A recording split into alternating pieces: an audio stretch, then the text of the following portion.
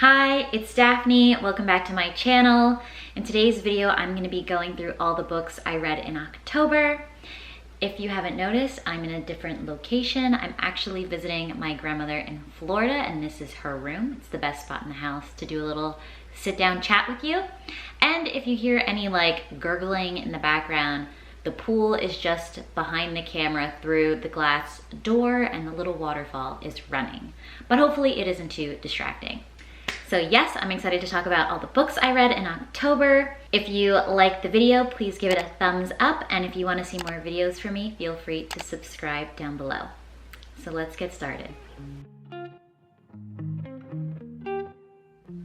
In October, I read 8 books. 1 was a mystery thriller, 1 was a contemporary romance, 1 was a fantasy, 2 were historical romances, 1 was a paranormal romance, and 2 were paranormal smut romance books. Out of those 8 books, I gave 4 4 stars, 2 3 stars, and 2 2 stars. So not super great. I mean, 2 2 stars is kind of bad. 3 stars are like acceptable books, but not great. 4 is I really enjoyed the book, and I'm very stingy with giving out 5 stars, so don't take that personal in these ratings if I didn't rate like one of your favorite books 5 stars. But I'm trying to be a little less stingy on the 5 stars and kind of give 5 stars based on like what my expectations were of the book going in and kind of what I expect out of it, not that it needs to be like a masterpiece writing, you know? Like if I went in and I expected a certain thing and I got it and I really had a good time, maybe it deserves 5 stars. So I'm working on that. But yeah, if I gave it 4 stars, it means I really enjoyed it. The first book I completed in October was Gleam, which is the 3rd book in the Plated Prisoners series by Raven Kennedy.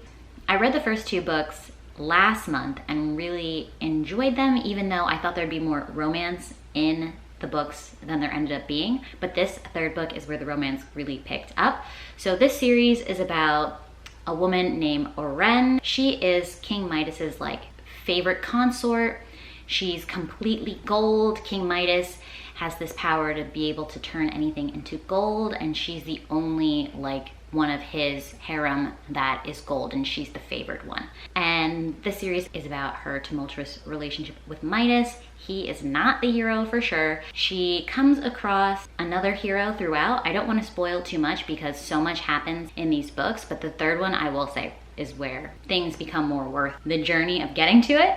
But yeah, even if you're not super interested in romance, I think this fantasy world is really worthwhile. There's a lot of magic and fae and secrets revealed about Oren and her past and the other characters she comes across, and political turmoil throughout the kingdoms, and it's a really good time. There's a 4th book coming out. It's called Glow, and I cannot wait for it to come out and see what happens next. I said in my original review, this series is painful to read at times due to the horrible people around Oren.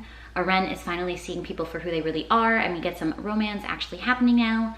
The mutilation that happened was heartbreaking. I was genuinely very upset about this mutilation that happened in the book. I was reeling for a few days, shocked, and I was like, what is going to happen in the 4th book? Like, how is this character going to overcome that? I don't want to say who, I don't want to spoil like what exactly happened. And then I said the revenge was sweet and the power was amazing. So yeah, I gave this book 4 stars.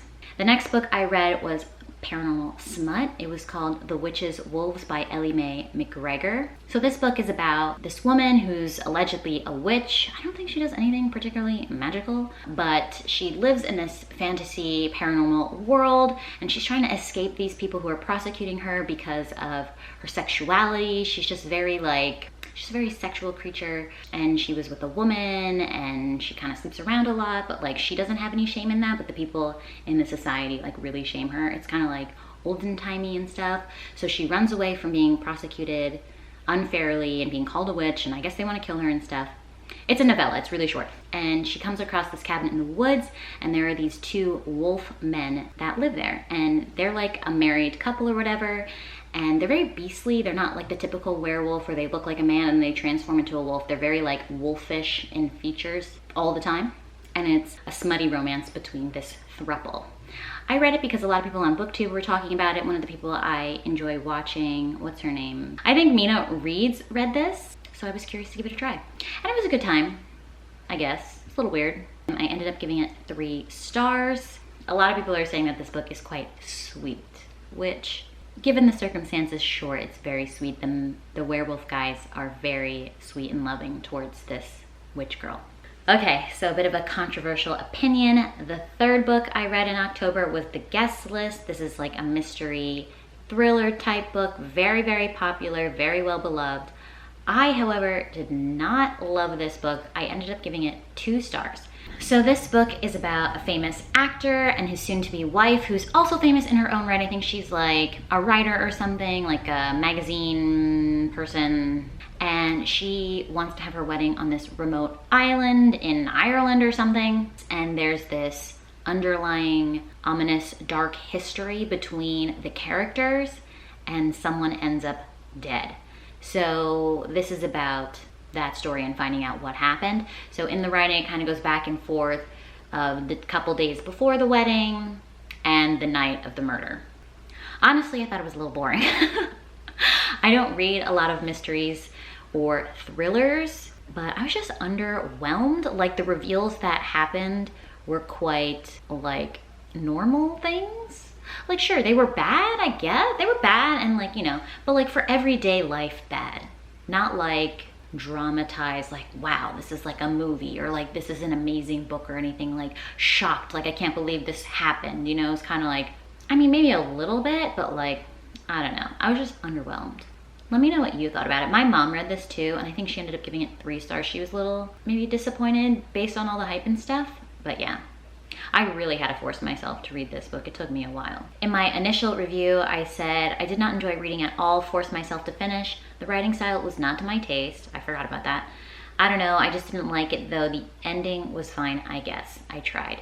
The next book I read was a historical romance. This book is a part of a series. I got this off the library.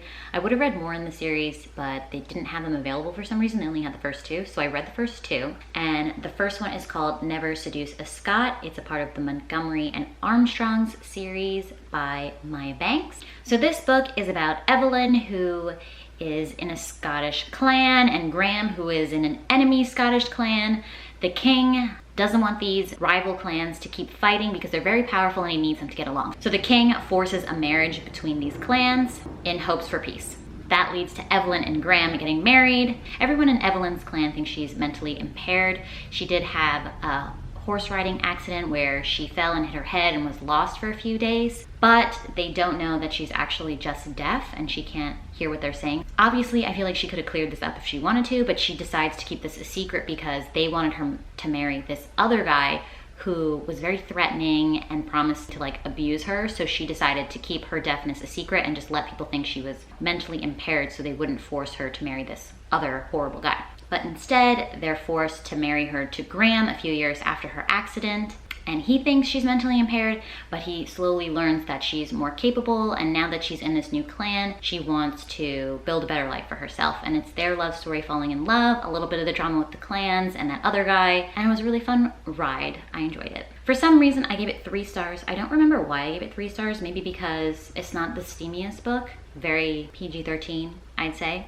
In my initial review, I wrote, fun time, Evelyn's deafness was interesting to read about, love seeing Graham fall in love with her, not the strongest plot lines, but a solid 3 stars, enjoy. Yeah, it was interesting to read about a deaf character. I haven't read about that topic ever, but yeah, I guess the plot just there wasn't much of a plot. It was just like they got married and that was like it. But I enjoyed it enough to want to read more from this author and continue the series. The next book in that series, the Montgomerys and Armstrong series, was called Highlander Most Wanted. So, with all the happenings of the first book, that one guy that wanted to marry Evelyn, you know, the woman who was deaf, but was like promising to be abusive. Drama happened with him, right? But in the second book that continues the story, he had captured this other woman named Genevieve and was abusing her. So this is her story, and one of the brothers from the 2 clans, I forget which side he was on, his name is Bowen. It's their love story and how he takes over the bad guys, like castle? I don't know what you would call it.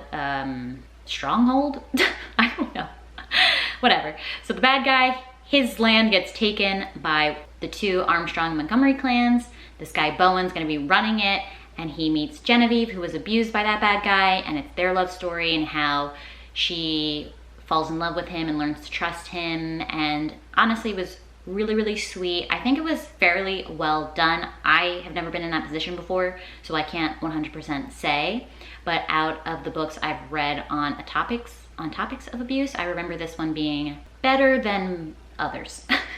For romance, you know, this isn't like just typical fiction, it's romance, so obviously like she's gonna have to get over some of her trauma to be able to open up and fall in love, and maybe that's not possible in real life for a lot of people that fast, given the amount of pages you have to explore this. But yeah, I thought it was really, really sweet, them falling in love, and I thought the plot was a lot stronger in this book.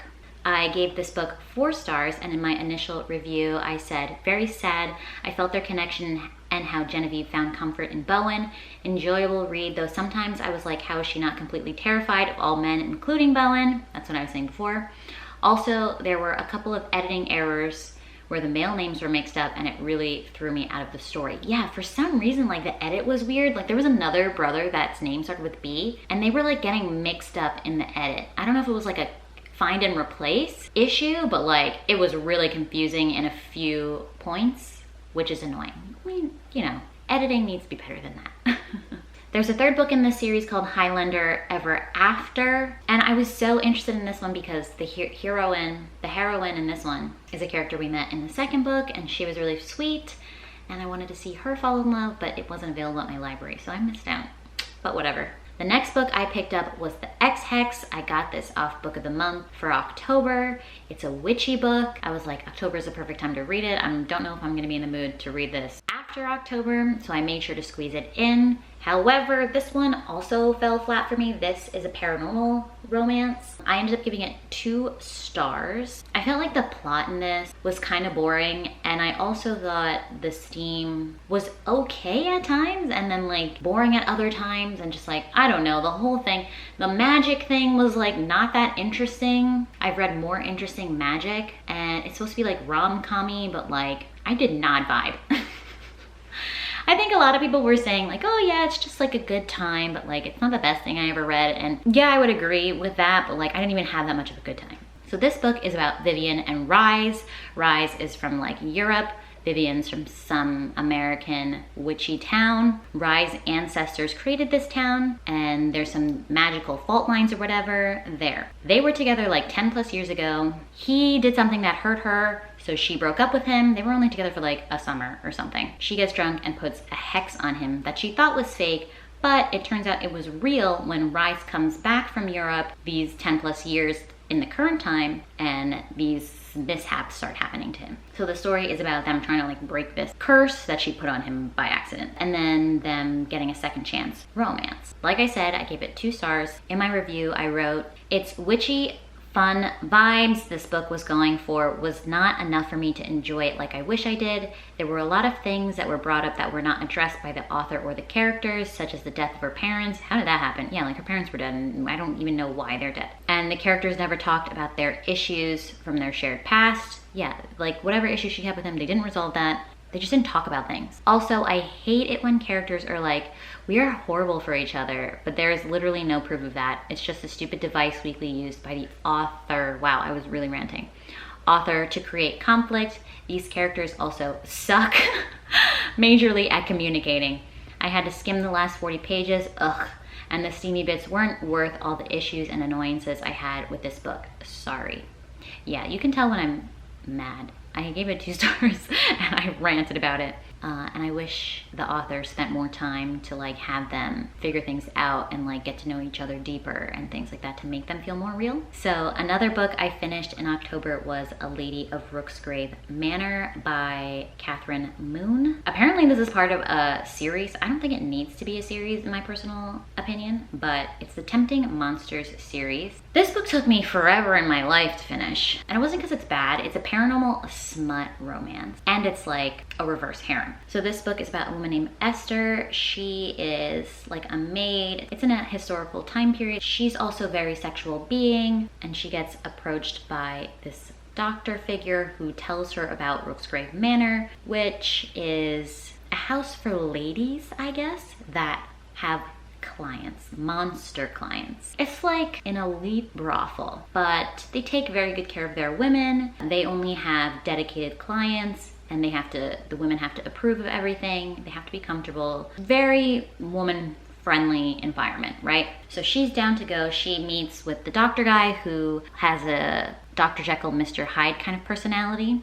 He has an alter ego monster that comes out. She meets with a stone monster guy, an invisible guy, a vampire, and a sphinx. And this is like her harem, right? And it's the romance between her and all of them and their whole relationships as a group. It was interesting, but because it is smut and is very long, it's like 400 pages, I could only read it for so long. There's only so much smut you can take in one go, you know what I'm saying? So I would pick it up here and there when I was in the mood to read smutty monster romance, you know, so it took me a while to get through. And then the plot stuff, some of the plot lines, like I wasn't really that interested in, but if you are in a smutty mood, like this is really, really fun. All the guys are very, very different. Her moments with them are unique. It's a good time. I ended up giving this 4 stars. And the last book I completed in October was a contemporary romance called Love and Rum.